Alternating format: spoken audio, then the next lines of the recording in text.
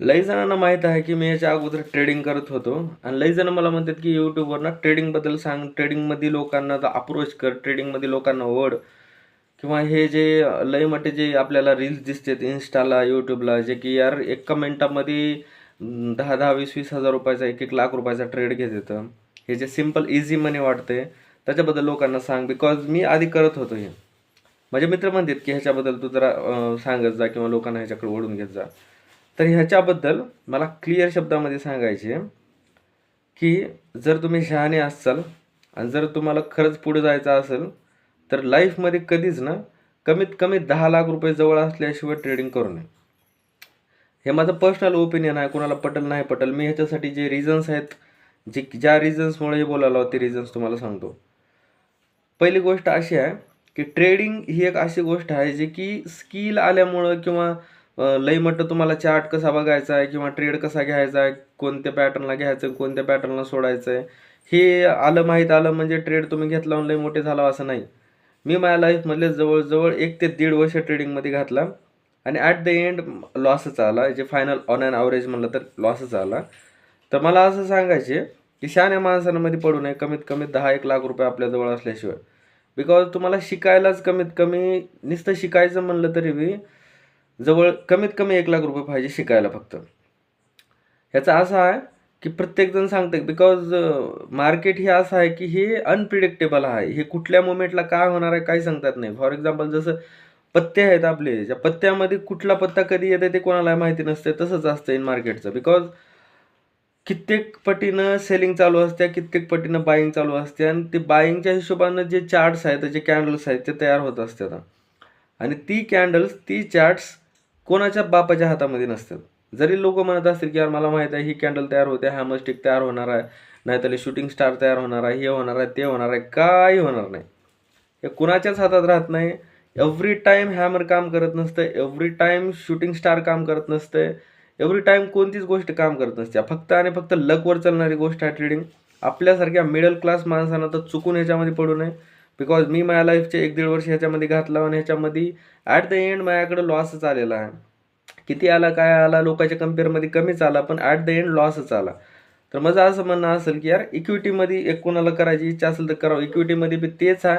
पैसे तुम्ही टाका बँकेत जसे वाढणार आहेत, तर त्याच कम्पॅरेटिव्हली लई झालं 4 पैसे वर येणार, 4 पैसे खाली होणार आहेत.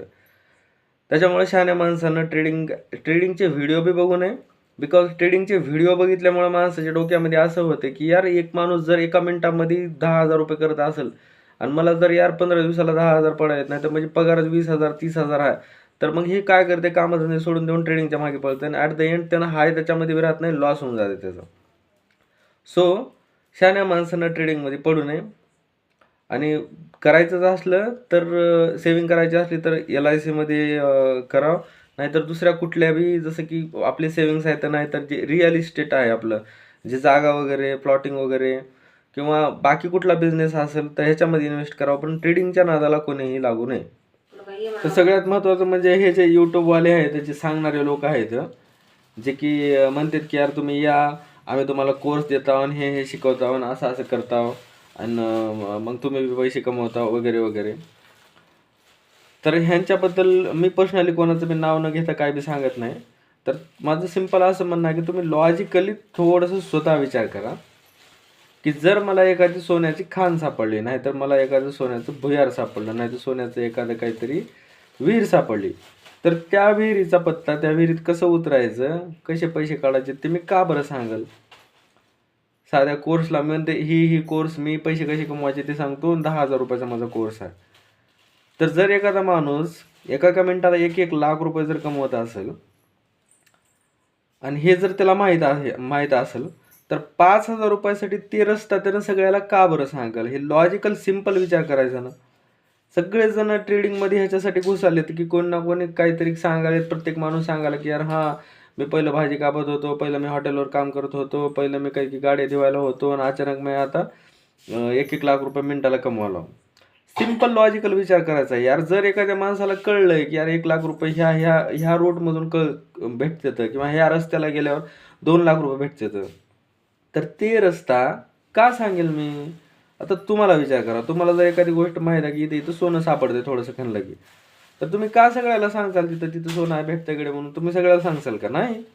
लॉजिकल विचार करत जाते. एवढं ग्लोरीफाय करून सांगायला येतं आपल्याला की यार हां हे करा, ह्याच्यामध्ये लईच पैसे आहेत, ह्याच्यात लईच हे आहे आणि ते आहे आणि हे आहे आणि ते आहे. पण लॉजिकल खरं खरं बघायला गेलं तर ह्याच्यामध्ये काय बी नाही. राहिला प्रश्न पैसे कमवायचा तर ते पैसे फक्त आणि फक्त ॲप्सचं प्रमोशन करून घ्यायला तर हे जे सगळे ॲप्स आहेत, एंजल वन झालं, झिरोदा झालं किंवा जे बी ॲप्स आहेत हे जे म्हणतात ना, ॲप्सचं जे लिंक आहे ते आमच्या डिस्क्रिप्शनमध्ये दिलेलं आहे आणि इथं दिलेलं आहे तिथं दिलेलं आहे, ह्याच्यातून त्याने पैसे कमावले. तर बाकी ट्रेडिंगमध्ये लई मोठे पैसे होत नाही. ट्रेडिंग ॲप स्वतः झिरोदा ओपन करा, एंजल वन ॲप ओपन करा, त्याच्यामध्ये स्वतः त्यानं सांगतंय की 10 out of 9 out of 10 individuals are getting personal loss. 10 पैकी 9 लोक हे लॉसमध्ये आहेत. हे पर्सनली FNOमध्ये फ्युचर अँड ऑप्शन्समध्ये एंटर व्हायच्या आधी आपल्याला सांगितलं जातं की यार 10 पैकी 9 जण लॉसमध्ये आहेत, तुम्हाला एंटर करायचं का? यस केल्याच्या नंतरच त्याने एंट्री देते. म्हणजे पहिलं लिहून घेतं तुमच्याकडून की असं बी तुम्ही पैसे तुमचे घालणारच आहात.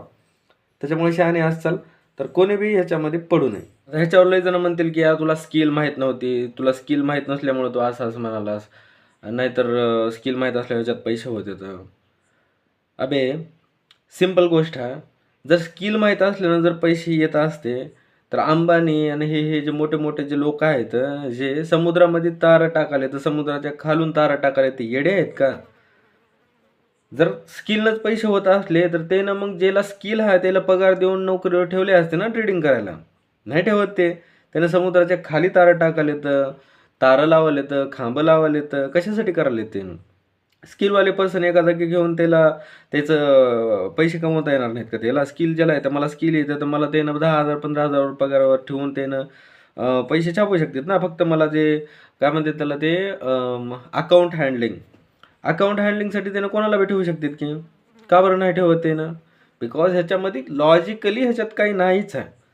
फक्त उगाच झाकली मूठ 1,25,00,000ची. हां ठीक आहे, चला ह्याच्यात पैसे आहेत तर सगळे उड्या मारायला मध्ये आणि पैसे कमावले तर ॲप प्रमोशनमधून. त्याच्यामुळं थोडंसं डोळे उघडा आणि ह्या नादातून बाहेर पडा.